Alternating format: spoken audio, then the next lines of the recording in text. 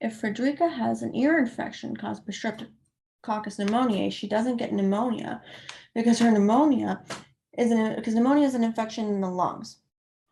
It causes mild to severe illness in people of all ages.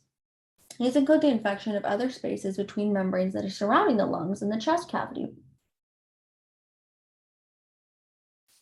So pneumococcal bacteria can infect other areas, and in this case, she has pneumoniae, which is affecting bacteria half of the middle ear. So it will not and it's causing red, swollen fever and sleepiness.